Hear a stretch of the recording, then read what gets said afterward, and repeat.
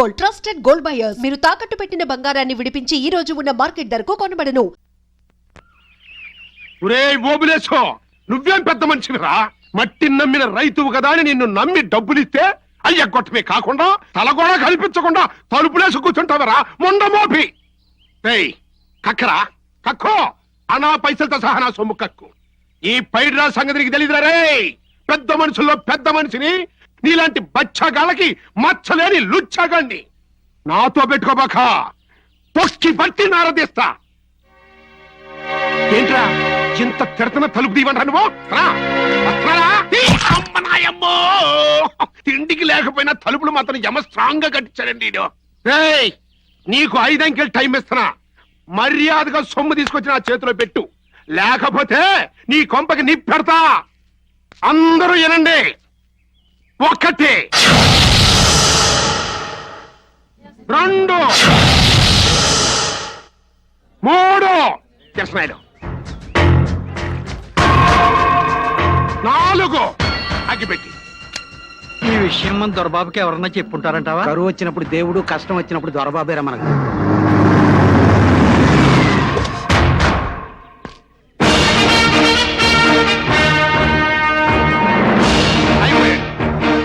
5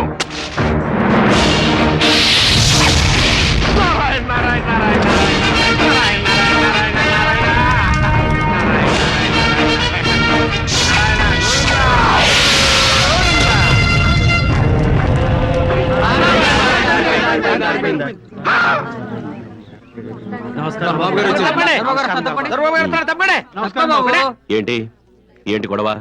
మంటగా మంట ఆర్పేనుగా. అది ఆరిపోవు సరే, కడుపు మంట. ఏంటి విషయం? విషయమేముంది? వీరమ్మ సోది. ఈ ఓబులేసు గారు నా పొలం కౌలుకి తీసుకున్నాడు. ఎరువులకు డబ్బులు లేవని 10,000 అప్పు కూడా తీసుకున్నాడు. అది ఇప్పుడు అసలు వడ్డీతో సహా కలిపి 12,500 అయింది. అసలు లేదు, వడ్డీ లేదు. కనీసం పెద్ద మనిషి వచ్చాడన్న ఇంగిత జ్ఞానం కూడా లేకుండా తలుపులేసి కూర్చున్నాడు. ఎట్టంటోండి తొక్కి పట్టి నార తీస్తే తప్ప. అసలు నీ దగ్గర డబ్బు తీసుకోవడమే వాడు చేసిన మొదటి తప్పు. ఇలా మొహం చాటేసుకుని కొంపలో దాక్కోవడం వాడు చేసిన రెండో తప్పు. నేను అడిగింది తప్పు లిస్ట్ కాదు. మూసుకో, నేను మాట్లాడతానన్నానుగా. ఓబ్లేస్ ఓబ్లేస్ తలుపుతే. ఇదిగో దొరబాబు వచ్చాను, తలుపుతే. నమస్కారం దొరబాబు. ఏంట్రా గంటన్నర నుంచి నేను కుక్కలా మొరుగుతున్నాను, నక్కలా కోస్తున్నాను, పైగా కొంపకి నిప్పెట్టాను. సొయ్యి సై లేదు. దొరబాబు గారు రాగానే మాత్రం పటక్కని తలుపు తీశావు. అసలు నిన్ను తొక్కి మూసుకో, నువ్వు వెళ్ళు. దిగో. వచ్చావా? పెద్ద పుడింగ్లా ఊపుకుంటాడు. అతను దొరబాబు గారు మాట్లాడుతున్నారు కదా. సర్లేవా నీ ఎక్సకలాపు. అప్పు చేసి దాక్కుంటావా? నువ్వు రైతనవరా? ఈ తుండు పొలానికి వెళితే తల మీద ఉండాలి, 10 మందిలో కెడితే భుజం మీద ఉండాలి. అంతేగాని ఇలా తప్పు చేసిన వాళ్ళ నడుం కొట్టకూడదు. అప్పు చేయడం తప్పు కాదమ్మా, కానీ దాన్ని ఎగ్గొట్టడమే తప్పు. అడగడానికి వస్తే ఇలా దొంగల ఇంట్లో దాక్కోవడం ఇంకా ఇంకా తప్పు. ఎందుకు ఈ వెధవ బ్రతుకు? దొరబాబు చంపే, దొరబాబు నన్ను చంపే. దేవుళ్ళు అంటే నీ కాళ్ళ మాట పట్టం కంటే నీ కాళ్ళ కడపడి చచ్చిపోవటం పేరు దొరబాబు. లే ఏంటి? చేసినప్పుడు తీరుద్దాం అనుకున్నారు. వేసిన పత్తి పట్టు మొత్తం చెడబట్టి బూడిదైపోయింది బాబు. నోటి కాడ కూడిపోయినా మాట పోకూడదని దాని మెళ్ళలో తాళిబొట్టు, చేతి గాజు, పిల్లదాని చెవు కమ్మలు మొత్తం అమ్మేసి సొమ్ము తీసుకురమ్మని బావమంత్రి పట్టం పంపిస్తే పోయినోడు తిరిగి రాలేదు బాబు. వాడు చేసిన మోసానికి మేము వీధులు పడ్డాం దొరబాబు. అప్పు కట్టలేము, తప్పు కాయలేము, ఎటు తోచక మేము చచ్చిపోవాలనుకుంటున్నాం బాబు. అవును దొరబాబు, చచ్చిపోతాం అనుకుని గంజిలో విషయం కలిపాడు మా అయ్య.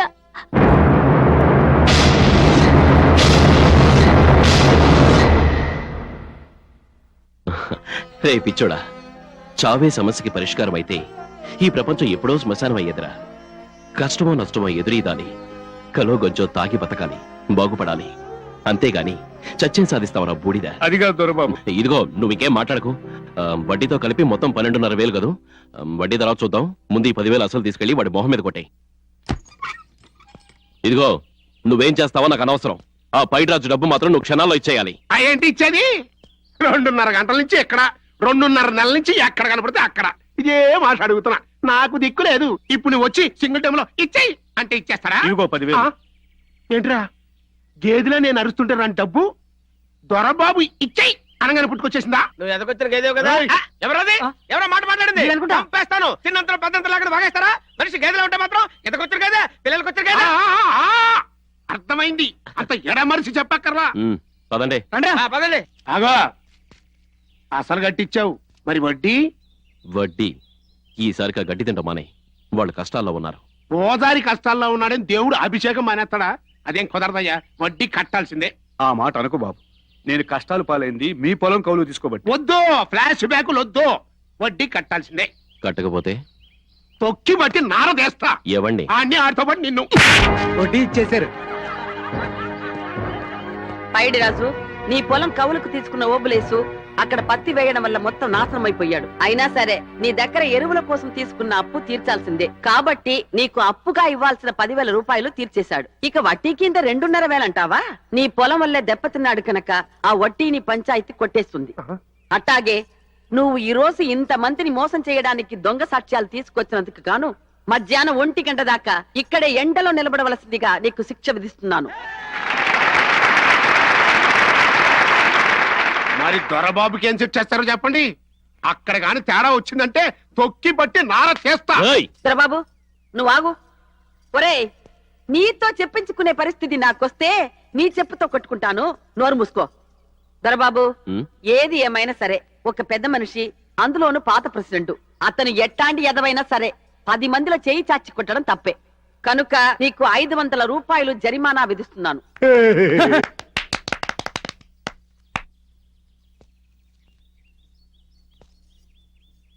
ఇదేంటి 500 జరిమానా విధిస్తే 1000 ఇచ్చావు? ఇలాంటి డకోటా వెధవల్ని ఎప్పుడైనా ఎక్కడైనా కొట్టాల్సిన అవసరం వస్తూ ఉంటుంది. అందుకోసం 500 అడ్వాన్స్ గా ఉంచండి.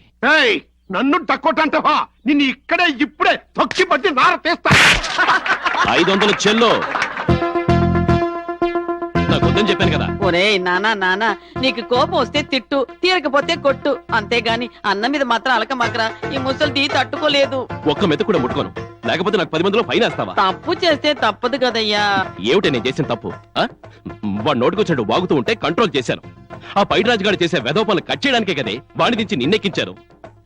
ఒట్టి ప్రారంభమై నిన్ను ప్రెసిడెంట్ ప్రారంభం చేశాను. ఎవడిచ్చాడే నీకు ఇంత గొప్ప పోస్టు? నీ మొగుడిచ్చాడా లేక నీ కొడుకిచ్చాడా? నువ్వే ఇచ్చావులేరా.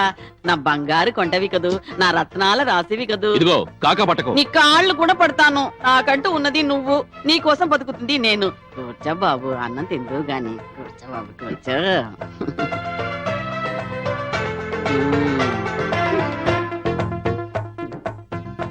అబ్బబ్బా, ఏంటే ఇది?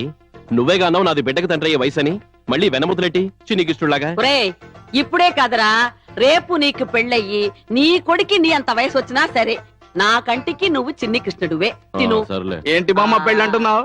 దొరబాబుకి సంబంధం ఏదైనా ఓకే చేశాడా మన సత్తిపండుగాడు? వాడు ఓకే అంటే జరిగిపోద్దేంటి పెళ్లి? ఎన్ని చూడాలి. కులం, గోత్రం, మంచి చెడ్డ, ఈడు జోడు, అన్నిటికంటే ముఖ్యం జాతకం. అబ్బబ్బబ్బబ్బ, ఈ జాతకాల కాడేనే బామ్మ నేను అట్టుకొచ్చిన సంబంధాలన్నీ మంది ఎక్కువ కూరేసిన సిచ్చు పుట్టినలాగా సీదేస్తాను. ఈ విషయంలో నువ్వు 5% రిబేట్ 10% డిస్కౌంట్ ఇచ్చే చెప్తాను. ఆ ముళ్ళపూడి జమీందార్ గారు అమ్మాయితో సంబంధం సూపర్ హిట్ చేసేస్తాను. నోర్ముయిరా నెల తక్కువ వెదవా. జాతకాల్లో తేడా వస్తే జీవితాలే నాశనమైపోతాయిరా. నీలాంటి వాళ్ళ మాటలు నమ్మి నా ఒకే కొడుకు పెళ్లి జాతకాల్లో ఏముందులేని చరిపించేశా. అంతే.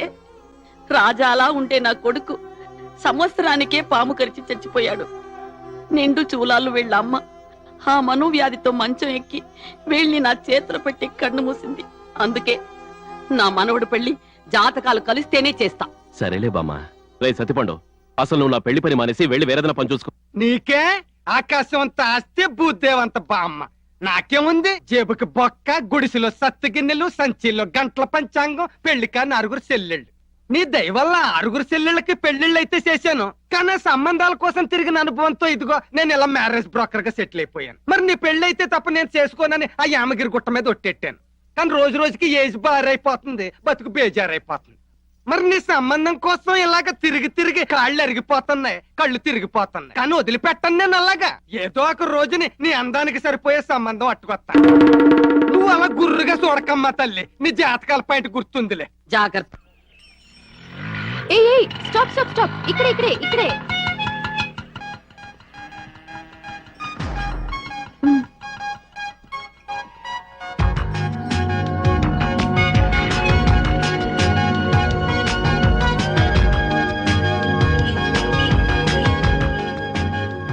ఏయ్ ఏంటి ఏంటా లుక్స్?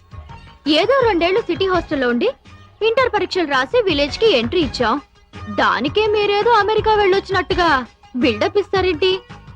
ఇంతవరకు మీరే విలేజ్ చూడలేదా తల్లి? ఈ షాపులు వాటి పేర్లు గమ్మత్తుగా ఉన్నాయే. మరి అదేనే మా ఊళ్ళో మా హీరో స్పెషాలిటీ. ఓ ఇతనే నా దొరబాబు. షటప్. ఆ దొరబాబు కాదు, నా దొరబాబు. చిన్నప్పుడు నా గోలీల ఫ్రెండ్, తర్వాత నా గాలిపటాల ఫ్రెండ్, ప్రస్తుతం నా బాయ్ ఫ్రెండ్, రేపు పెళ్ళయ్యాక హస్బెండ్.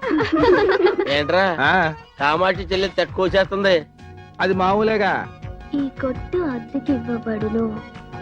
అదేంటి అన్ని షాపులకు దొరబాబు పేరుంటే ఈ షాప్ కి ఏ పేరు లేకుండా అనాథగా పడింది? What is the mystery? No mystery, full history.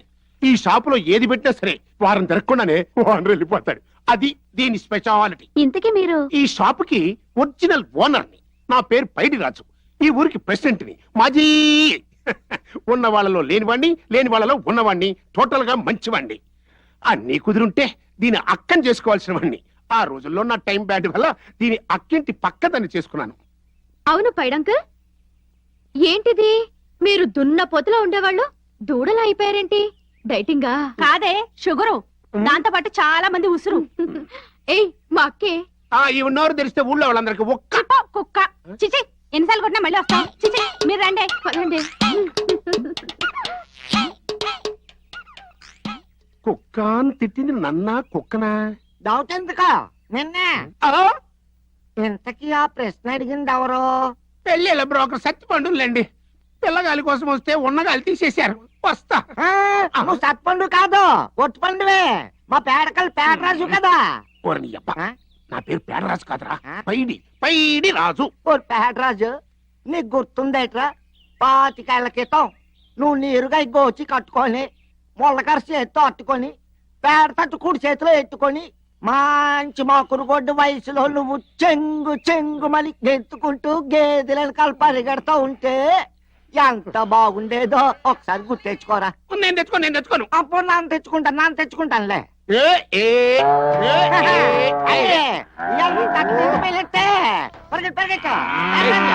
దగ్గర రాకో. ఏంట్రా నీ గొడవ? చిచి.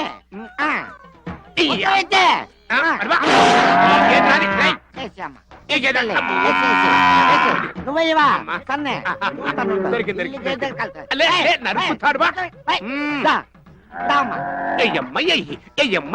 ఇదిగో నీకు ఫ్రీ మోషన్ అయింది అనుకో, నీకే బాడీ హాయిగా ఉంటది. అయ్యమ్మయ్యి అలాగే చెప్పిన మాటనివా, తొక్కి పెట్టి నార తీస్తా. మంచి పని అయినదే. వేసేయమ్మా, నిన్న నమ్ముకు బతుకుతున్నాను. ఆడికే పర్లేదు, బలిసినోడు నానే బక్కోండి. కొద్దిగా వేసేయమ్మా. అదే రేపు బక్కడా వేసేసి బుద్ధిమండా. నాకు రావాల్సిన సరుకు నువ్వేసుకెళ్తామంటరా?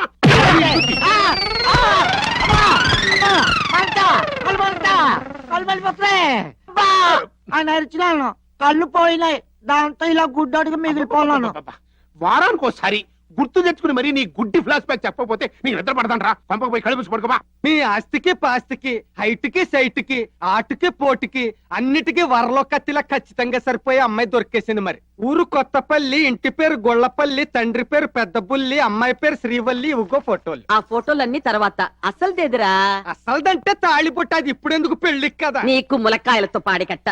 నేను అడిగేది తాళిబొట్టు కాలిమెట్టే కాదరా, అమ్మాయి జాతకం. మరి అదే, అది ముఖ్యంగా అట్టుకొచ్చాను. జాతకం అదిరిపోయిందిరా. దొరబాబు పెళ్లి చూపులకు వెళ్తున్న సందర్భంగా ఈ రోజు కొట్టుకు సెలవు.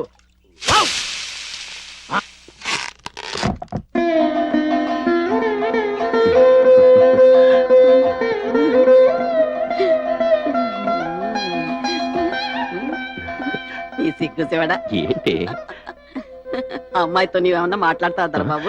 నేనా? నేనేం మాట్లాడతాను? అసలు ఇప్పుడేం మాట్లాడుంటాయి? నేను మాట్లాడతాను. ఆయనతో కొంచెం మాట్లాడాలి. ఆయనకి ఇష్టం లేకపోతే వద్దు.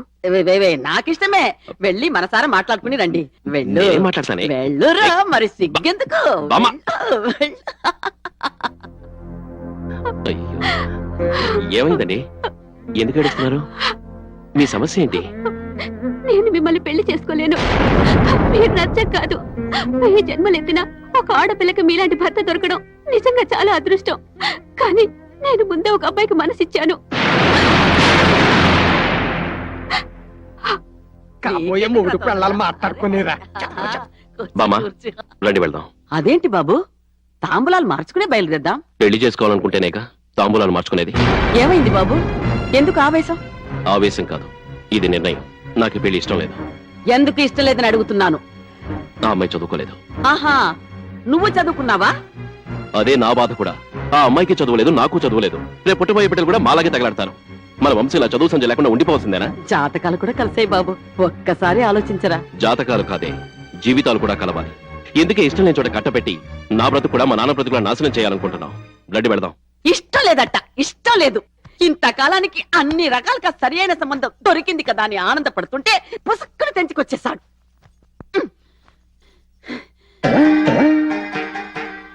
ఒరే, నీ పెళ్లి నా చావుకొచ్చిందిరా. ఆ చావు ఇక్కడ కాదు, కాశీకెళ్ళి చేస్తాను, పుణ్యమైన వస్తుంది. పోతే పోవే ముసలే, ఎవరిని బెదిరిస్తారు? బాబు నిజం కలిపోద్దాము. పోనీరా. ఒరే, వెయ్యి చెప్పండిరా. బ్రతికుండగా వాడి కంటికి కనిపించను. బామ్మ నువ్వు మామూలు బామ్మవు కదే, ప్రెసిడెంట్ బామ్మవి. ఊళ్ళో వాళ్ళు చెప్పకుండా పోతే వాళ్ళు ఏమనుకుంటారు? ఊరు మొత్తం తగలడమని చెప్పరా. నేను మాత్రం